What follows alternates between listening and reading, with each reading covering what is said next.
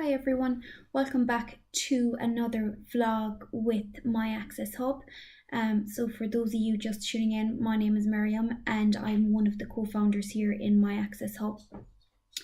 So today what I'm going to be talking about is the very harsh reality of accessing services within the community for people with autism.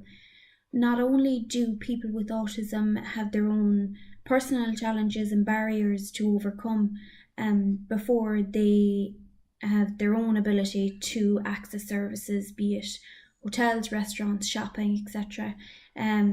They also have the barriers and stigma that is created by other people within our society. Particularly in Ireland, we are very vocal about how inclusive we are for people with disabilities. However, that's not always the case in reality. And people need to start becoming aware of their own actions and the implications that those actions have on particularly people with autism. For a person with autism to access, for example, a restaurant, they not only have to manage their own anxieties, they also have to manage anxieties around sensory stimulus they may not have preempted when they actually go into that restaurant. So what I mean is, a person with autism may become very anxious in crowded areas, particularly if they are unaware of the premises and haven't been there before. So that person needs to implement their own coping strategies before they ever step inside that door. A lot of planning also goes into the person's trip in the majority of times. Sometimes it needs to be very scheduled for people with autism. And as a professional, we would have to support people in that manner. So how we would support people is by creating visuals, creating social stories, to explain what's going to happen to that person before we ever go in there.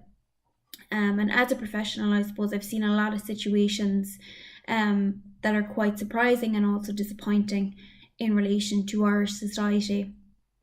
For example, one day I was out with a person with autism. I had explained to this person that we were going to go for a meal. Upon entering the restaurant that we had chosen, one of the staff members actually refused us service based on that person having a disability. He was very much aware that this person did have a disability, and he completely refused to serve us or even offer us a table in that restaurant, which is absolutely outrageous. However, he did not see or even realise the impact that he had not only on me as a professional and the situation he put me in, but also, and more importantly, for that person with autism. They had prepared themselves psychologically and emotionally to enter that restaurant and to sit and wait and eat a meal.